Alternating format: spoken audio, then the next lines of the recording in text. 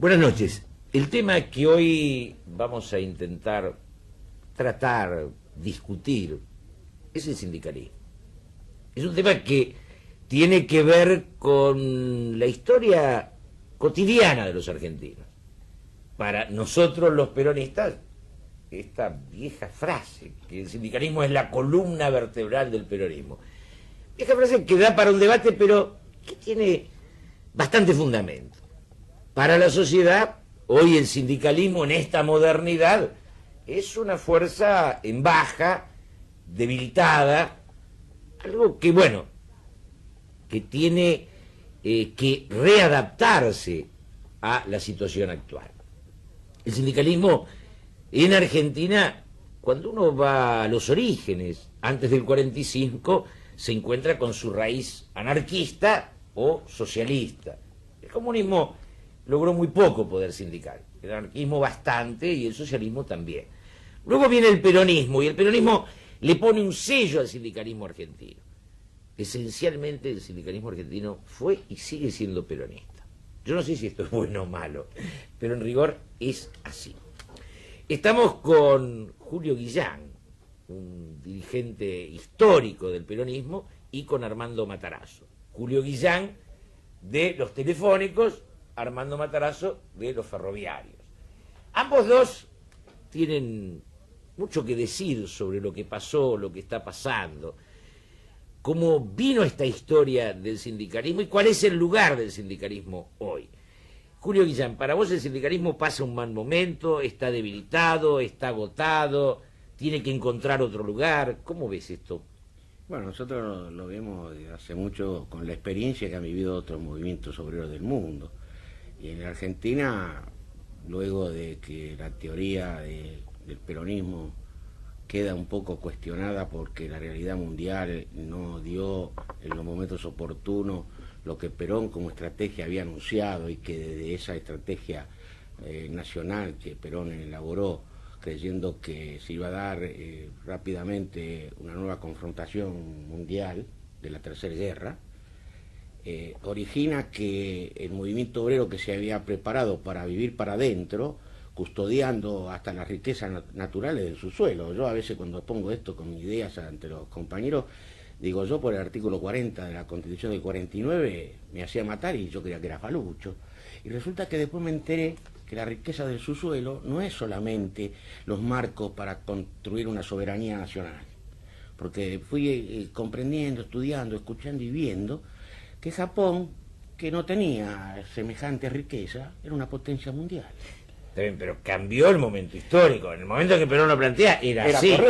Era correcto, pero resulta que el mundo siguió andando, nosotros nos fuimos quedando, nos dimos el lujo de matarnos entre los argentinos, todavía estamos averiguando de por qué nos creíamos que éramos más patriotas y nos matábamos entre nosotros. La desunión nacional triunfó frente a la caída de Perón, y tuvimos que esperar tanto tiempo para retornar al ejercicio democrático y en un marco de libertad construir el nuevo camino.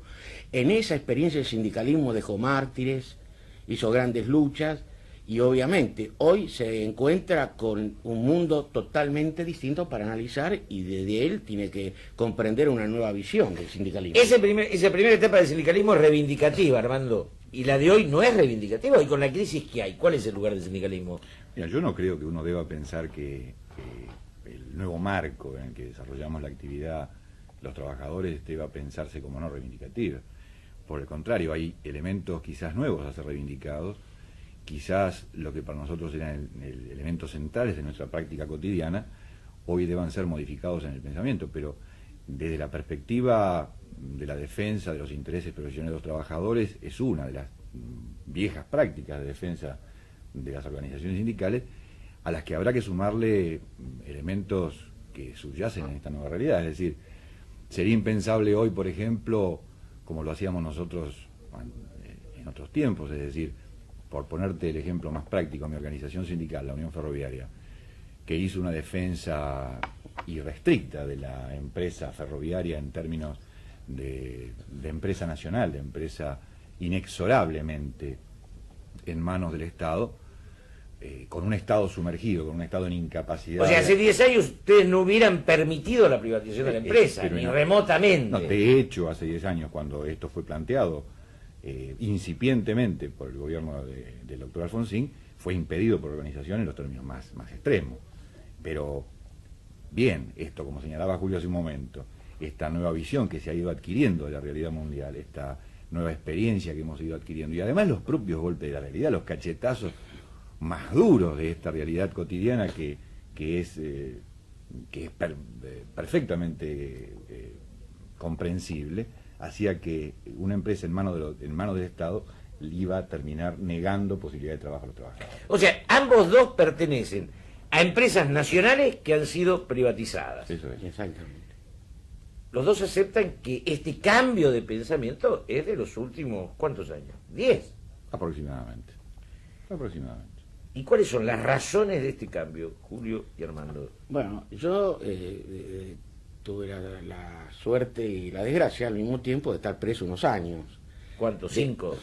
Casi 7, entre lo que era a disposición del Poder Ejecutivo, después preso en mi casa.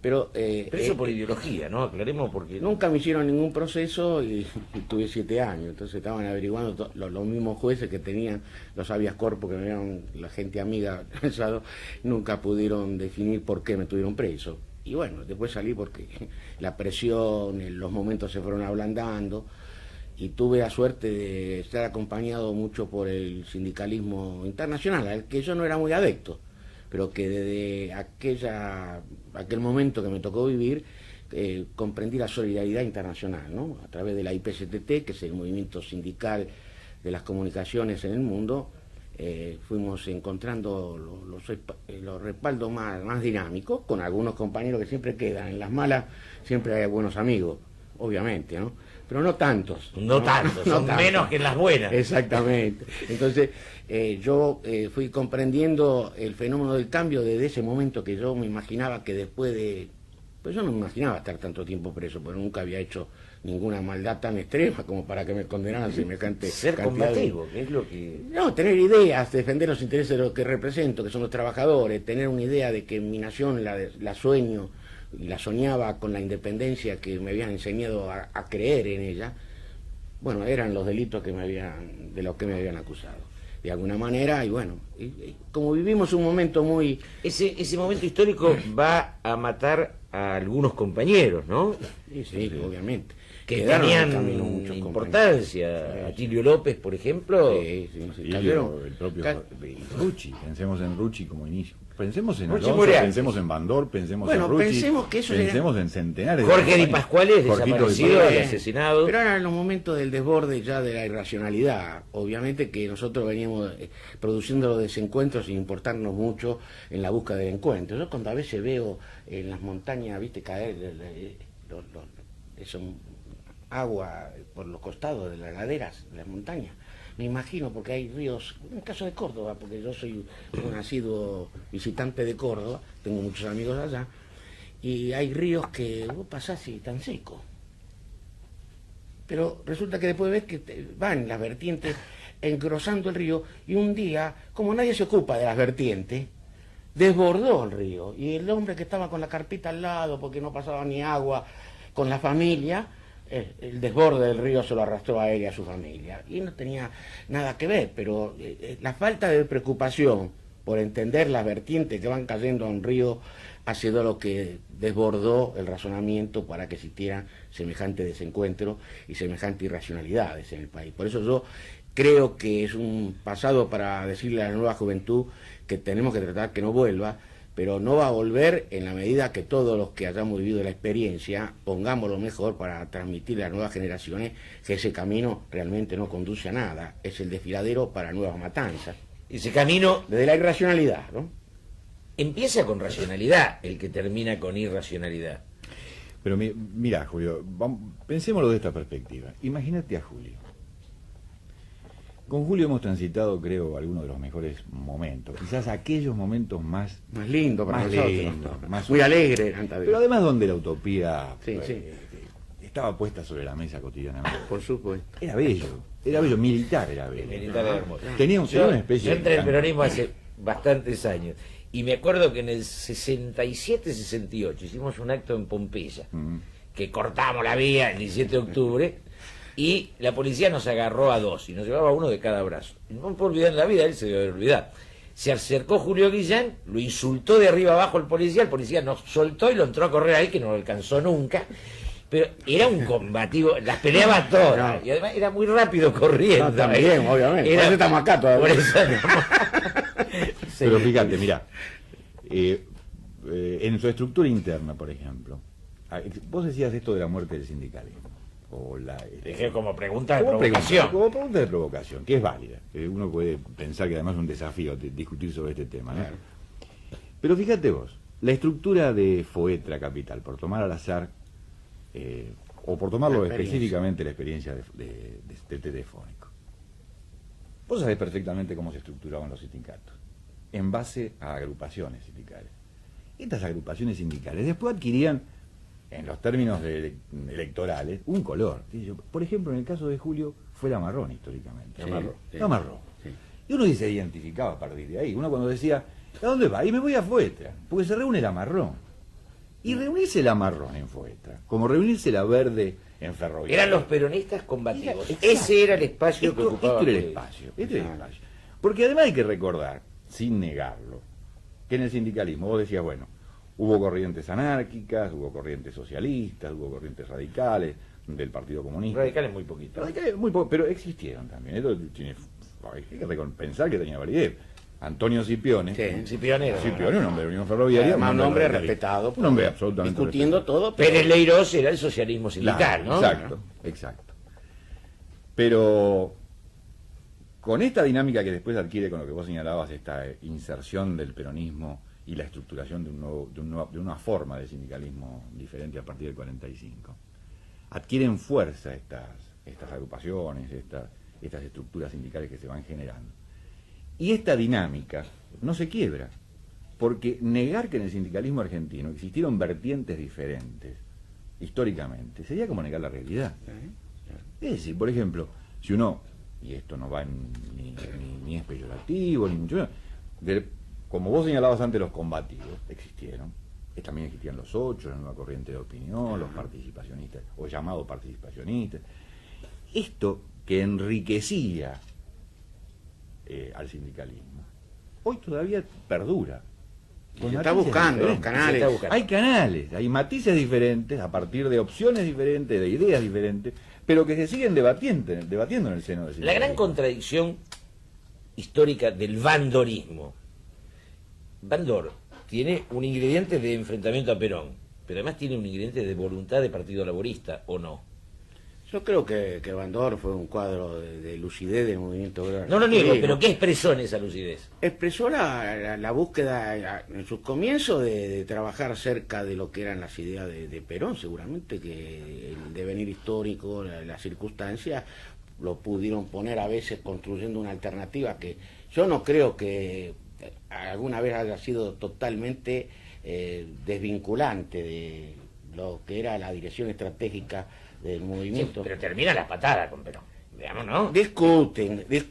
Hay una elección en Mendoza donde manda Isabel para esta confrontación. Está bien, pero tal vez eso hay que verlo y comprenderlo en el momento estricto donde Perón tuvo que mover esas alternativas, porque yo nunca creí que Bandor se imaginó que podía ser sin Perón estando él en vida. Yo creo que pero además, Bandor era un hombre inteligente. Además, esto no quiere decir que no discutió y que no llegó a ponerse de frente construyendo su alternativa. La madurez de Julio me parece maravillosa, ¿no? Pero bueno, no digo madurez porque yo estuve en Ezeiza cuando se agarraban los telefónicos con los bandoristas. Lo estaba recordando exactamente en este momento. ¿No? Es cierto. Pero eso fue un accidente de las circunstancias. Pero además esto era propio. Era una lucha en serio por ideales, ojo. Exacto, esto también, lo pero señalar. los ideales, por ejemplo, Bandor, que yo lo conocí, él siempre apoyó las listas opositoras nuestras.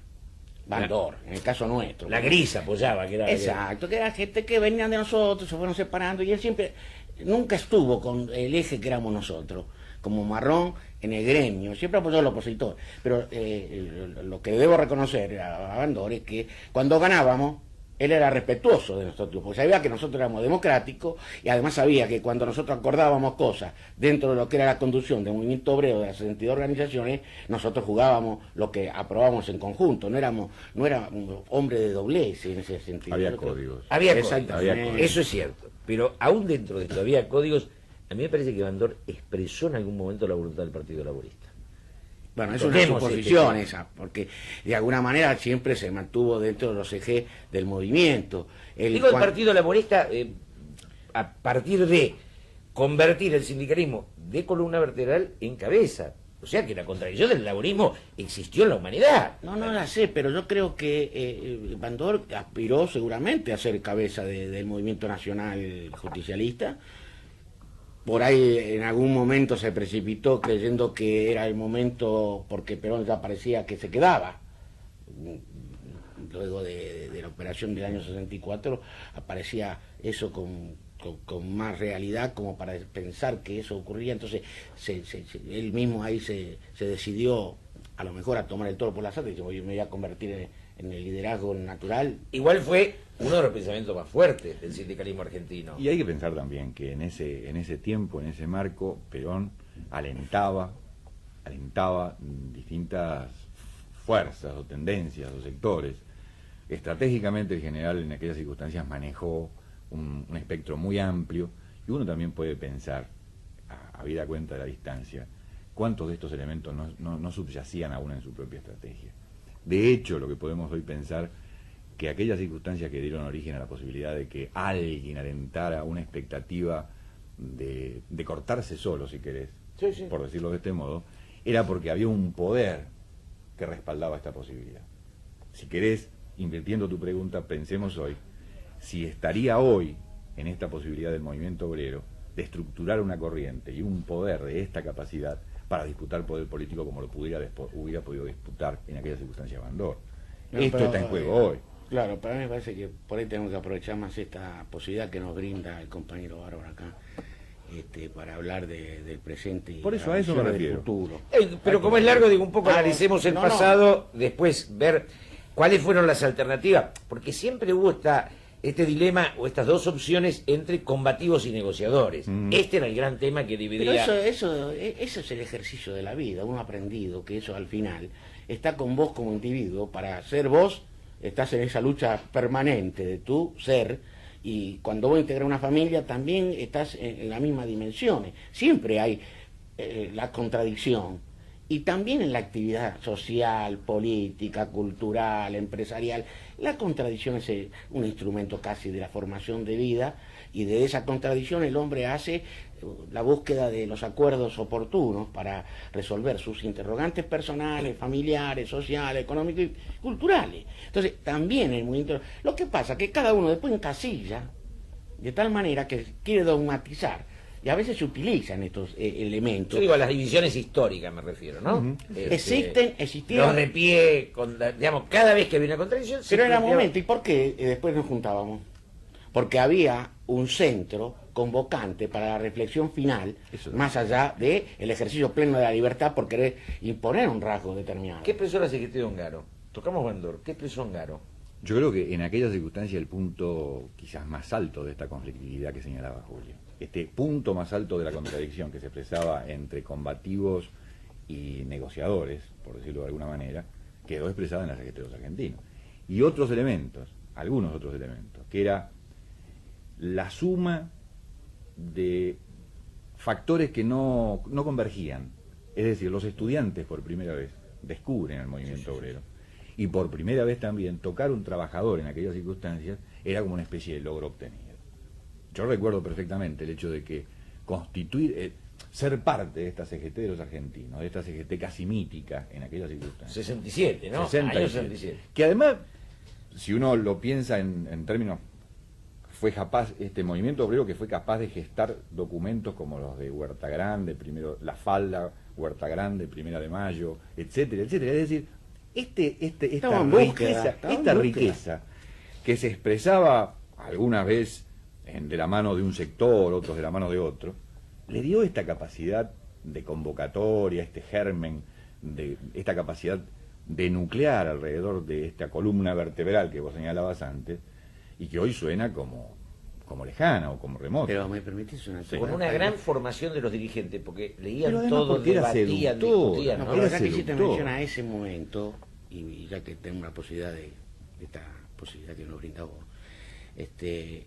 la Secretaría de los Argentinos surge de un momento determinado del país, la dictadura de Onganía, que parecía que se instalaba por 20 años, empobreció todo de tal manera que había una tristeza total de lo que eran las energías, aún del movimiento obrero. La paz de los cementerios. Hay un paro que nadie va a recordar en la historia, que es el paro del 1 de marzo de 1967, donde el movimiento obrero, que ya venía teniendo algunas confusiones, algunos suponen que hubo algunos preentendimientos para tratar de acompañar el advenimiento de la dictadura con la caída del gobierno de Ilía, origina una quietud total porque se paró, no se levanta porque no había la voluntad para levantarlo, pero ya la gente, entre el temor y la visión que la CGT estaba media confusa en su marco de responsabilidad histórica, fracasa. Y ahí viene una quietud que adormeció. Yo me acuerdo que salíamos a intervención de los buscar... sindicatos, Julio. Claro, la Unión intervención Ferroviaria. Metalúrgicos intervenidos, nosotros también, el Sindicato de Buenos Aires. Pero entonces cuando nos juntábamos, yo me acuerdo que la reunión de dirigentes nacionales, yo todavía en ese entonces estaba aprendiendo, el hombre de mayor experiencia, de mayor relevancia, porque venía trabajando de muchos años y que ya se había ganado el respeto de sus pares, que era Amado Olmos. Amado Olmos, yo te iba a decir. Amado Olmos fue eje de este encuentro, yo te digo, 4 personas. Un accidente que termina con la vida de Amado Olmos, No, que fue Cuando un tenía gran... que coronar él, porque el auténtico Maravilla. secretario general de ese momento de la CGT, que a lo mejor no se producía en la división si vivía. Los hombres no son imprescindibles, pero son necesarios en la oportunidad. Creo que Amado Olmos hubiera sido necesario porque Amado Olmos, aún discutiendo mucho con Bandor, también tenía la capacidad de la negociación global para mantener el sentido de la unidad del movimiento obrero. Al morirse él, quedamos nosotros, que éramos uno, porque lo que decidimos la acción fue 4 personas. Ricardo de Luca, Lorenzo Pepe, Amado Olmos y yo. Un día nos sentamos y ¿qué hacemos? Que eran jóvenes, estamos hablando hace Sí, sí. Pues sí, claro, la década del 60. ¿Sí? 30 años.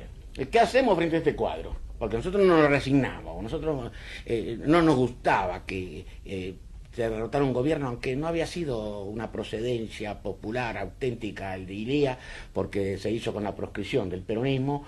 Tuvimos un respeto por Ilía, por su presencia republicana, un hombre sano, hasta que se agotó cuando Perón quiso volver y ellos se movieron con Ortiz, el canciller, para hacer una negociación con Brasil para impedir el retorno de Perón, cuando Ilía se lo había ofrecido, cuando quería volver. Pues Zabal Ortiz. Abierta. Zabal Ortiz se movió, y entonces desde ahí nosotros ya empezamos a aflojar, que aunque hubiera sido un gobierno surgido del apoyo minoritario del pueblo, la imagen de Ilía daba como que podía ir constituyendo el renacimiento de un reencuentro nacional con toda la fuerza. No se llegó a hacer. Y el golpe de Onganía nace la Nace la Secretaría de los Secretaría Argentinos. Argentina. Ahí viene Ongaro, porque Ongaro viene recién de retomar su gremio, y un hombre que venía con una historia también de militante peronista. Nosotros estuvimos de acuerdo que pudiera él ser el representante, porque nosotros también podíamos haber disputado la conducción, pero nosotros nunca tuvimos, no me hago el grande ni nada, así que nunca tuvimos enfermedades por la vanidad de figuración. Siempre trabajamos y aportamos, y en esto creo que, bueno, el otro día me encontré con Ongaro, creo que Ongaro fue un hombre útil para ese momento y ayudó, y bueno, fuimos trabajando todo para ir movilizando. Yo quería traerte la anécdota que me acuerdo que yo fui a Rosario, porque habíamos decidido con Olmo, a ver que fuéramos al interior, a hablar con algunos grupos de dirigentes, a ver si empezábamos a motivarlos para que desde sus propias sesionales impulsaran a las federaciones y las uniones a la normalización de la CGT, porque estaba muerto, el prestigio ya había muerto comparado al secretario general, y el momento histórico se había consumido al movimiento obrero. Entonces Olmo mismo fue el que tuvo el ingenio de decir, bueno, mira, acá, porque teníamos distintas ideas, nosotros queríamos a lo mejor salir a pelear aunque nos mataran al otro día, pero Olmo con más facilidad de entender el fenómeno, dijo, no, mira, acá lo que hay que tratar primero que nada es recuperar la imagen del movimiento obrero. Tenemos que recuperar la lealtad que tiene que tener una conducción que sea comprendida por los trabajadores. Entonces, desde ahí podemos ir haciendo el proceso. Además había una famosa orden de Perón en ese momento de sencillar hasta que aclare, Exacto, ¿no? Con esos conceptos que... Así es. Y después, bueno, vino la otra frase, cuando hubo que desmontar la Secretaría Argentino, que había que desmontarla. Sí. Pelar la gallina sin que sin que- Hermano, como es que Desplumar la gallina desplumar la gallina sin sin que cacare. sin que cacare. Pero estos elementos que señala Julio, ¿qué hacía que la militancia se aunara a esta voluntad de los dirigentes? Porque, bueno, los dirigentes podrían elaborar, pensar, elucubrar acciones de esta naturaleza, pero si no había un acompañamiento de la gente atrás que respondiera a esta necesidad de los dirigentes, esta estructura, esta cosa no se hubiera gestado. Había una seducción por la cosa política y por la cosa sindical. Había una cosa fantástica que rodeaba, hay una mística del sindicalismo y la política. Y hay un hecho trascendente en el medio, que era la posibilidad de traer al general a la patria nuevamente. Este elemento central, que para el sindicalismo fue una especie de prenda y una bandera del país, era Era- aún los que lo discutieron a Perón, yo creo que admitían en él el centro negociador de la nación. Así que Que era lo claro, primero es que un teníamos que hacer. punto central para la peronización de los estudiantes, ¿no? Exacto. A partir Bueno, de esto ahí que señalaba. ahí nació, viene ¿no? la peronización de los Pero bueno, intelectuales. pero ahí también funcionan otros elementos. Ahí está Hernández Arregui, no olvidar. Sí. Ahí está, claro, José Hernández Arregui, bueno, están montones de compañeros intelectuales, de tipos que le han aportado con su esfuerzo, con su dinámica. Obviamente. Y además, yo recuerdo, mira, en Foetra, nosotros armamos, cuando todavía no podía armarse otra cosa, no podía haber unidades básicas y cosas así, un Ateneo de Estudios Sociales, Sí, donde estaba claro. Hernández Arregui, Sí, mucho. Hugo Anzorregui, Muchos militantes. Sí. militantes, cuadros. La década del gente, 70. La década del 70. Esta cosa que ejercía en todos nosotros una especie de toque de fascinación, ¿no? Una cosa fantástica. El tema es saber hoy, por volver a esta realidad de este tiempo, ¿cuáles son los elementos convocantes? Vos decías, ¿alcanza a la organización sindical reivindicar los derechos de los trabajadores? El tiempo aquel, para nosotros nos planteábamos pleno empleo como una cosa central. Claro, era Pleno otro empleo. mundo, Y otro tiempo. era otra realidad, ¿no?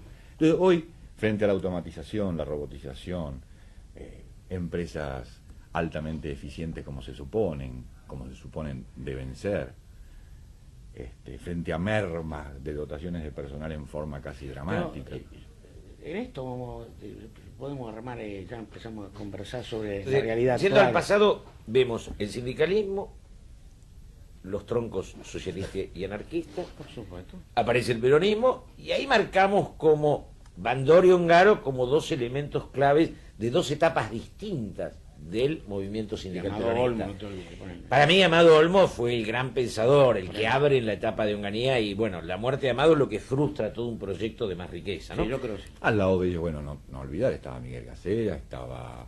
Me refiero Bueno, sí, si lo me ponemos a refiero- nombrar, hay unos claro, cuantos, están todos, vamos. sí, sí. Ya estamos poniendo Manolo los que- Buceta, Manolo todos, Buceta. Manolo Buceta, También, aquellos todos hombres que son fueron, contribuyen, ¿eh? digamos, los que contribuyeron Claro, en a aquella construir el época. movimiento obrero, aún en los momentos de dictaduras muy duras y difíciles, que eso es el vigor que mostró siempre la clase trabajadora argentina a través de su representante, ¿no?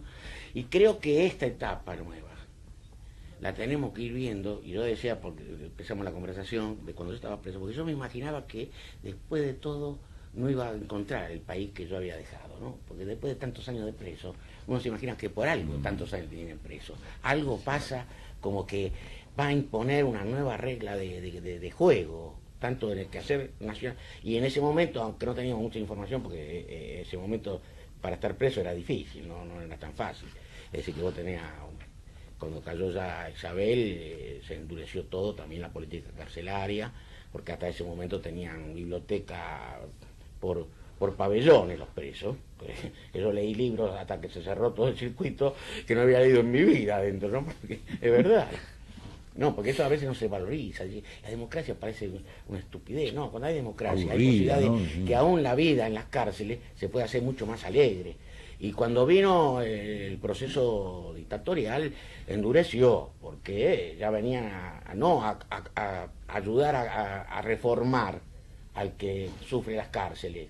No importa el motivo. No. Ahí era represión pura. Era A odio. terminar y a perturbar la moral de la propia familia, para que dejen de creer en estos cantos de sirena, que era la mística que él decía, y los sueños Los valores centrales, que los siempre sueños. hemos tenido y que gracias a Dios todavía los tenemos, ¿no? Ahora, desde aquel sindicalismo que participa con todo el progresismo argentino, en el sueño de un país distinto, porque no se planteaba la reivindicación, se planteaba imaginar una sociedad, No, había que hacer. Sí, señor. Al sindicalismo de hoy, ¿cuál es el lugar del sindicalismo de hoy? Déjame decírtelo desde algún modo. Julio sale. Ya que lo tengo a Julio delante, puedo... Sí, vamos puedo a dialogar hacer- entre nosotros, así ayudamos. Julio sale y sale con esta idea diferente que él señala. Él cree en una nueva realidad. Gana el sindicato porque era casi un elemento natural. Viene de ser no solo representante histórico de los trabajadores telefónicos de Capital, sino que además viene de sufrir 7 años de cárcel dramática, injusta. Y dura. Como injusta y dramática es para todos los compañeros Para que todos, estuvieron. obviamente. No para el presidente. No para vos. No, por Pero, supuesto. por supuesto. Gana el sindicato y estando Alfonsín de presidente, acompaña el proceso de privatización de la empresa. Ayudamos. Ayudaron el proceso de buscando privatización. Y yo me entender. enojé mucho. Mi organización se enojó mucho. Vos te enojaste con Guillermo. Pero ¿no? sí. Vos estabas a la izquierda de Julio. Digamos, y que no era fácil. Porque Claro, no era fácil. primera Porque vez en tu vida. vos sabés que además uno puede pensar, ¿qué factores hicieron que Julio estuviera en cana? Porque Se vendió, se ablandó. no, porque uno decía, esta cosa dramática que no comprende la gente a veces viviendo en democracia, esto de los motes y de los tildes, ¿no? El zurdo, no, Julio es zurdo, entonces, esta cosa tremenda, esta cosa del botoneo, del buchoneo, Sí. Y bueno, se usó como la cosa más trágica. Y la impunidad para decir. Porque cuando vos decís, tenés esta libertad para decir, esta libertad que hoy tenemos para decir, la misma libertad que teníamos en el 72, 73, en el 73, 74, 75 para decir. Y bueno, todo valía, no, Julio es zurdo. Y esto a veces tiene valor para que después otros tipos crean que es fácil levantar un tipo de pestaña y con la excusa ¿De qué zurdo? de que es zurdo, meterlo como lo metieron a Julio y privarle, meterle la mano en el bolsillo de su historia personal y afanarle 7 años de su vida. Sí. A él que le afanaron 7 años de su vida, a otro le afanaron Pero la la vida. Que esto es más dramático y más Jorgito tremendo. Di Pasquale, que era Jorgito amigo de Di los Pasquale, tres, que era amigo de nosotros. amigo de nosotros, que uno no puede pensar en Jorge, me cuesta decir muerto, fíjate vos. Uno no puede pensar en Jorge muerto, y que es muy dramático, muy tremendo. Bueno, Son para los volver- aportes que hicimos todos. son esos Diego, aportes son del los campo, abanderados de los de aportes. aquel fabuloso campo nacional y popular que intentábamos construir en este sindicalismo. Atilio López, otro Atilio personaje López, maravilloso. estupendo, También, compañero, sí, sí. estupendo compañero. Bueno, Julio sale, retoma el sindicato, la construcción de su organización y acompaña en plenitud y convicción la transformación de su empresa. Porque Y nosotros, hay una nos frase- enojamos mucho, no comprendimos. Dijo, pero ¿cómo Julio? Que hizo de la defensa de la empresa estatal telefónica la causa de su vida. Comprendiera él que era necesario, casi imprescindible, que el Estado transformara su presencia en la empresa pública. Y nos enojamos. No, sí, obviamente. Yo le había traído un mensaje muy simple para tener. Vale la pena que las nuevas generaciones lo escuchen. Que después de todo, cuando hice la primera reunión con un grupo de militantes peronistas, obviamente, porque yo de los pantalones cortos estoy militando en el movimiento desde que mi mamá me hizo peronista, porque con la simpleza de mi mamá me dijo, mira, desde que era trabajadora toda su vida y había sufrido hasta estar en las listas negras, expulsada en una huelga de 3 meses del Avanti, y después no conseguía trabajo, y era una luchadora social, una mujer que me da ganas de reivindicarla, porque a veces parece tan simple la vida de las mujeres, y viendo la vida de mi madre, yo veo los sacrificios que hizo ese temple de mujer. Nosotros quedamos huérfanos de 5 años, ella se hizo cargo de la familia, había aportado a la vida social y a su lucha, y siguió leal a su familia, construyó la vida nuestra, y siguió leal a los... Y desde esa visión que tengo de mi mamá, un día le pregunto, yo, ¿quién es Perón? Simplemente me dijo, mira, yo no sé quién es, pero desde que vino este hombre en la Secretaría de Trabajo, algunos conflictos ganan los trabajadores. Mira qué simple fue hacerme peronista, para no hablar de la filosofía, de los pensamientos tremendos, que son la búsqueda de la perfección humana, pero ella con esa simpleza me hizo peronista. Y yo había vivido todo lo que habíamos vivido todos, lo que bueno, son contemporáneos de ese momento, y cuando salí traje la frase que para mí era realmente mi decisión personal, porque yo también luché para ordenar mi psiqui cuando estaba preso. Yo digo, si hay esta tremenda injusticia, tenés dos opciones. Y bueno, busco a ver quién es para mí el más responsable, me agarro 2 granadas, también me hago gonzo yo, pero extermino al que me parece el mayor responsable de que lo que había afectado a uno y a la familia de uno, al margen de los intereses globales de la política y de la acción social, porque vos adentro pensás eso. Sí, bueno, esta es una cosa que tiene que resolverse de alguna manera. Y como tuve tanto tiempo, tuve tiempo de madurar, de ver, de escuchar y de leer algunas cosas que me transformaron. Yo leí 2 cosas que me impactaron mucho, en el sentido de que no quería eso para mi pueblo, en la medida que yo pudiera ayudar. Había leído novelizadamente la historia de Irlanda del Norte, 500 años de lucha, los apellidos de las mismas familias, teniendo las mismas fines, tremenda la confrontación, sin encontrar salida, porque hasta hoy yo me alegré cuando escuché que parecía que se sentaban con Inglaterra a acordar un camino. Exactamente. Entonces me alegré porque yo había leído la historia. Entonces yo cuando veía 500 años en esa alternativa, muy difícil. Entonces yo soñaba que eso para mi pueblo no lo quería, también ya desde adentro de la cárcel. Entonces, a partir de esa lectura de la experiencia, y después de ver también algunas versiones de cómo venía el mundo, todavía no había caído el muro de Berlín, pero existía. Y también era una mortificación de la humanidad, que existía un mundo semejante, un cerco semejante para mantener separado a la especie humana. Es una cosa que era... Entonces esas cosas me fueron dando la razón de que, aún con mis razones para tener derecho al odio, y también derecho a buscar al enemigo esencial, me ganó la idea de que eso me iba a hacer un ser resentido, que al final no iba a servir ni para mí, ni para mis seres queridos, ni para mi pueblo, si para alguna cosa le sirvo a mi pueblo. Entonces usé la frase, desde el dolor venimos a construir el camino de la esperanza. Es desde ahí que empezamos a ver con más libertad, porque había resuelto mi intimidad yo, no porque alguien me vino a decir, yo me la había resuelto.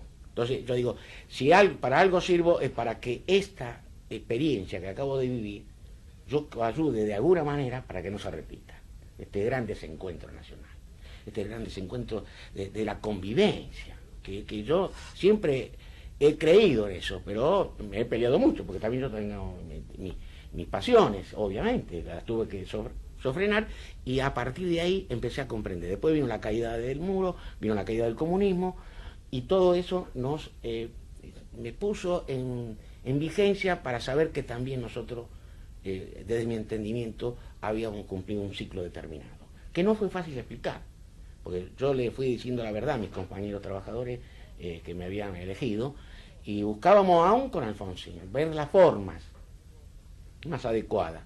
No se llegó porque Alfonsín, bueno, por sus problemas, agotó el momento sin hacer una presentación para el debate enérgico sobre este tema, porque en el caso nuestro, 2 meses antes, dice Terráneo, presentó este proyecto de transformación en el Senado, que era una cosa para tratar de cumplir frente al agotamiento que ya se veía que sufría.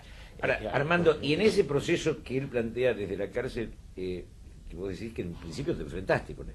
No, cuando él retoma la son condición, las teorías, se enfrentaban las teorías, es decir, de ver si o no. nosotros como organización sindical seguíamos respondiendo a esta idea central de que la empresa debía ser del Estado.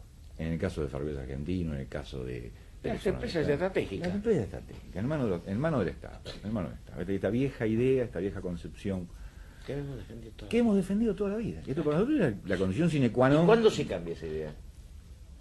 No, la idea la ¿O cambió. todavía no la cambiaste? No, la idea la cambió la realidad. No, porque Era se del hablaba paragatazo mojado que te pega en la cara la realidad. se ¿no? hablaba de los monopolios naturales. Claro. Entonces era, frente a un monopolio natural, que es un dogma como decir que si te estás discutiendo con Dios. Entonces, ¿cómo te enfrentás a decir, no, igual se puede hacer otra cosa? Entonces tenemos que empezar a revisar todo eso. Ahora, Armando, cuando viene el presidente, cuando Menem es presidente, ¿ya ustedes como Unión Ferroviaria habían hecho este análisis? Nosotros este análisis veníamos Habían haciendo. hecho un proyecto ustedes. Nosotros hicimos un proyecto. Nosotros veíamos a la empresa en agonía. La empresa no tenía viabilidad ni económica ni empresarial. No había capacidad del Estado para continuar con una empresa ferroviaria como la que teníamos entre las manos. Faltaba simplemente que dejara de funcionar la última locomotora para que el servicio se parara solo. No había inversión, no había política, no había posibilidades, porque los requerimientos de recursos financieros que se hubieran requerido del Estado para llevar adelante una política de transformación del Estado hubieran sido de una espectacularidad realmente importante. Entonces comenzamos a pensar ya esto en el 88, 89, en la necesidad de contribuir a la transformación empresarial. ¿Qué hicimos? En aquellas circunstancias nos sentamos con todos los transportadores, con los usuarios del servicio, con la gente que hace repuestos, que repara, que en aquellas circunstancias reparaba vías, etcétera, etcétera, y elaboramos una propuesta entre las organizaciones sindicales, esto es Fraternidad, Unión Ferroviaria, etcétera, para presentar como alternativa de transformación de la empresa. Esto requería inversiones también. Se lo llevamos en aquel entonces a Cafiero, que era candidato, y se lo llevamos a Menem, que también era candidato. Yo estuve participando en el acto que hicieron entrega. Así es, exactamente. Triunfa en la interna Carlos Cuando se Menem. le entrega a Carlos Menem, Ya era un proyecto de no, no, privatización. Era un proyecto De transformación. de la empresa, Todavía Que no se va. incluye la privatización. que Parte incluía de- tramos de privatización. Correcto. Que incluía tramos de O sea, privatización. ya la idea es anterior a la llegada del presidente. Exactamente, Ahí exactamente. bueno, en el caso nuestro es parecido. Y nosotros hicimos entrega, ya siendo candidato a presidente por el justicialismo, Carlos Menem, le hicimos entrega en la propia organización sindical de una propuesta de transformación de la empresa que contenía, también ya en aquellas circunstancias, espacios de privatización.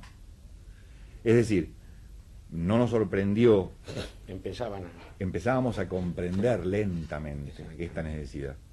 Y en esto hicimos casi un punto de contacto con Foetra. Ahí ya no tenías más diferencias. No había más con- diferencia. No, y nosotros hicimos lo mismo, hicimos un proyecto porque nosotros veíamos la transformación y le queríamos dar el tono de que algo tenía que ver nuestra historia y queríamos una transformación que permitiera que los trabajadores estuviéramos también en la conducción de lo que iba a ser la transformación. Entonces hicimos un plan que se denominó CONACON, que era un plan integral que lo habíamos elaborado no solamente los trabajadores de base que yo representé históricamente, sino con la buena relación con los profesionales de aquel momento, con las energías de los personal jerárquico. Habíamos hecho un encuentro para hacer un plan seriamente organizado y además habíamos hecho un plan quinquenal para el área nuestra, para dar una salida con la transformación y con la dinámica de los trabajadores también, porque esta ha sido nuestra línea histórica, ¿no? Siempre hemos querido la participación de los trabajadores en las decisiones. Ahora, ¿esto implica que el Estado no puede tener empresas propias? ¿Hay una raíz ideológica en esto o que hay empresas que se pueden privatizar? Eso puede ser una larguísima discusión, Y claro. es muy arduo discutir. Porque hay países que tienen empresas en Francia, digamos, las empresas del Estado andan muy bien. Están quedando algunas, se están privatizando algunas. Algunas se privatizan, pero las que posee el Pero Estado... Francia no es un ejemplo, porque Francia es Francia.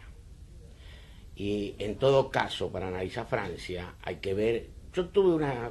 No sé si vale la pena un poco, perdemos Yo lo mucho que digo es tiempo, ¿no? esto, Contarte una anécdota que tengo de un viaje que hice a las Naciones Unidas llevando firma por la paz mundial. Yo lo que digo es Y esto. ahí me enteré cómo piensan los franceses, porque fuimos a hablar con el embajador francés y cuando nosotros hablábamos del desarme, porque teníamos la iniciativa de que se forme un fondo de ayuda a los pueblos menos desarrollados y creíamos que si se separaba la confrontación guerrera, parte de esa podía invertirse para la paz mundial, fuimos a hablar y el hombre, cuando nosotros hablamos del paro de la confrontación nuclear, dijo: nosotros hasta que no paren ellos no paramos. No van a reducir. Y sigue presente hoy. Ese es Francia, esto está presente. porque la Esto está actitud presente. de actitud de independencia de Francia. Atolón de quiere- Murador ahí está, le importa Greenpeace mucho todavía al peleándose mundo. Ahora se desesperadamente. pelean con Greenpeace. Pero yo voy a otra cosa, digamos, porque me parece un tema importante. Ustedes ambos apoyaron la privatización. Pero esto implica que ideológicamente el Estado es incapaz de tener empresas. Yo no creo en ello. Yo no creo que sea incapaz. Bueno, yo no sé, eso yo no me Yo, atrevo. Este es el debate de fondo. yo no me atrevo a señalar que sea incapaz. Porque hay sectores del Pero, liberalismo de todos que dicen, modos, lo que sí podemos decir con certeza hoy de que el Estado no puede renegar de algunos aspectos que son centrales. Es decir, de tener controles de gestión de las empresas privatizadas. sí. Los organismos de contralor de estas empresas deben funcionar con excelencia. Y sería casi ideal de pronto que en el caso de Ferrocarriles Argentinos se fije como un elemento testigo, si querés, una empresa, en este caso podría ser el Ferrocarril Belgrano, que es una empresa aún no concesionada en carga y en pasajeros, en el cual el Estado reserve para sí su capacidad de acción, una empresa mixta o lo que fuese. Como una empresa testigo. Como una empresa testigo que garantice que los sectores ya privatizados no terminen trabajando al arbitrio del mercado. Vuelvo a la pregunta. Ideológicamente los liberales dicen nada que pueda estar en manos privadas debe estar en manos del Estado. Bueno, pues eso es un principio filosófico que se acerca mucho al pensamiento anarquista. Entonces, en todo caso, decir, el Estado no sirve si no cumple, para el anarquismo, la convivencia de las normas morales superiores que hagan a la responsabilidad de vivir. Los liberales dicen, no esto, pero dicen, el Estado cuanto más chico mejor, porque entonces la dinámica del proceso productivo de inversión queda en manos de la actividad que tiene que ver con aquella vieja frase de decir que el ojo del amo engorda Pero el en los ganado. países centrales el mercado no resuelve. Aún en los países centrales, liberales por excelencia, si querés, no todo se resuelve por vía del mercado. Pero yo digo, pero cuando ustedes, ambos dos, apoyan la privatización de las empresas del Estado de la que participan, el ferrocarril o los teléfonos, ustedes lo hacen porque creen que en esta coyuntura esto es necesario. Es necesario. Perfecto. Ahora, ¿esto es aceptar que el Estado no puede tener empresas ¿No propias? te doy mi explicación? ¿Crees que te doy mi explicación? Te doy mi explicación. A ver. No Yo te doy llega mi hasta ahí. explicación. La experiencia nuestra, participando mucho, tratando de hacer mejorar el servicio, de prestarle mejor el servicio a la sociedad, tratando de ayudar, aún frente a la incomprensión de muchos de nuestros propios Sí, compañeros, sí, a veces que tenés que existía. discutir con los propios. ¿Qué observamos después de tanto esfuerzo? Nunca nos dieron posibilidades para integrar la conducción de una empresa estatal, que parecía más cercana a las posibilidades, porque bueno, nosotros también tenemos ganas de que ande bien la empresa. El análisis finalmente de la observación, en cuanto a algunos hoy que se rajan la vestidura de la moral, de la ética, en ese momento de agotado el proyecto nacional, frente a un mundo que avanzó y que no nos dejó tiempo para pensar que podíamos ser parte del mundo si no nos modificamos, porque de esa concesión tiene que ver Claro. por qué la modificación llega a estos términos de que una empresa del Estado no es útil hoy, porque también se había agotado la fuerza moral, Estamos de acuerdo. la estructura arriba.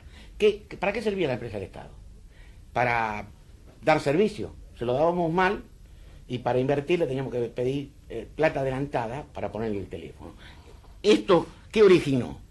Que entonces la empresa del Estado se convirtió como un gueto de la relación con el poder internacional, que era lo que venía a vender la Yo lo que producción. coincido es que por ser del Estado no era de la sociedad. O sea, que la gente sentía que teléfonos, ferrocarriles eran del Estado, pero que no eran de ellos, porque el Estado había dejado de ser la nación. Tu tesis, en lo que dice Julio, vos coincidís. Mira, vamos a tratar de resumirlo, Julio. Cuando nosotros nos enfrentábamos a esta realidad, decíamos, bueno, imaginemos un conflicto planteado desde la Organización Sindical Unión Ferroviaria en defensa irrestricta de la empresa estatal en manos, que quede en manos del Estado. ¿Quién nos acompaña? Nosotros brindábamos servicios deficientes. La capacidad de brindarle servicio, me refiero al de pasajeros. El de carga llegaba cuando podía y como podía, porque las máquinas dejaban de funcionar a medio recorrido, nuestra capacidad de reparación estaba menguada, los recursos para esto estaban menguados desde el propio Estado, y además, lo que es más grave, desde el año 58, 59, 60, una campaña feroz en contra de los ferrocarriles en manos del Estado había como degradado esta posibilidad.